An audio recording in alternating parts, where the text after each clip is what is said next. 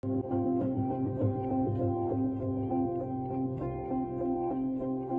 name is Dr. Anthony Levatino. I'm a practicing obstetrician-gynecologist, and I've performed over 1,200 abortions. Today I'm going to describe a second trimester surgical abortion called dilatation and evacuation, or D&E. A D&E is performed between 13 and 24 weeks of pregnancy. After administering anesthesia, the abortionist uses a weighted speculum, like this one, that opens the vagina widely. Because second trimester babies are so large, this greater access facilitates a late-term abortion.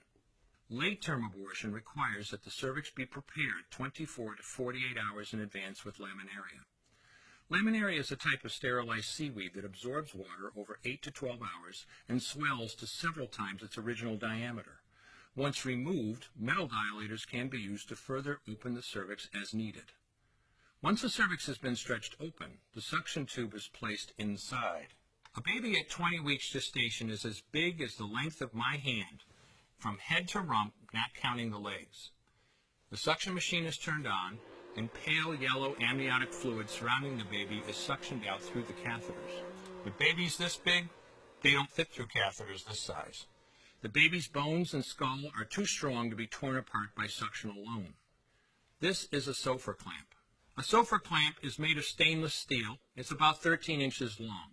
The business end is about 2.5 inches long and 1/2 inch wide, and there are rows of sharp teeth. This is a grasping instrument. When it gets a hold of something, it does not let go. The abortionist uses this clamp to grasp an arm or leg. Once he has a firm grip, the abortionist pulls hard in order to tear the limb from the baby's body. One by one, the rest of the limbs are removed, along with the intestines, the spine, and the heart and lungs. Usually the most difficult part of the procedure is extracting the baby's head, which is about the size of a large plum at 20 weeks.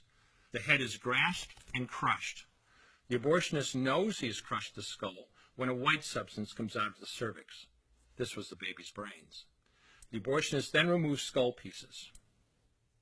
He removes the placenta and any leftover parts of the baby with a curette, scraping the lining of the uterus for any remaining tissue.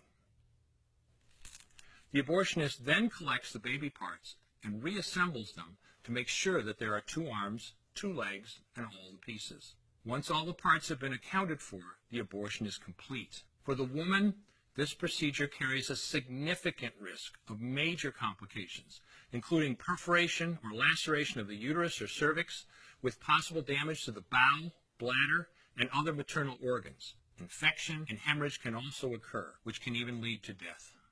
Future pregnancies are also at greater risk for loss or premature delivery due to abortion-related trauma and injury to the cervix. As I mentioned at the beginning, I'm Dr. Anthony Levatino, and in the early part of my career as an OBGYN, I performed over 1,200 abortions. One day, after completing one of those abortions, I looked at the remains of a preborn child whose life I had ended, and all I could see was someone's son or daughter. I came to realize that killing a baby at any stage of pregnancy for any reason is wrong. I want you to know today, no matter where you're at or what you've done, you can change. Make a decision today to protect the preborn.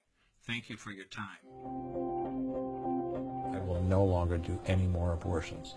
When you finally figure out that killing a baby that big for money is wrong, that it doesn't take you too long to figure out it doesn't matter if the baby is this big or this big or this big or maybe even this big, it's all the same. And I haven't done any since then, and I never will.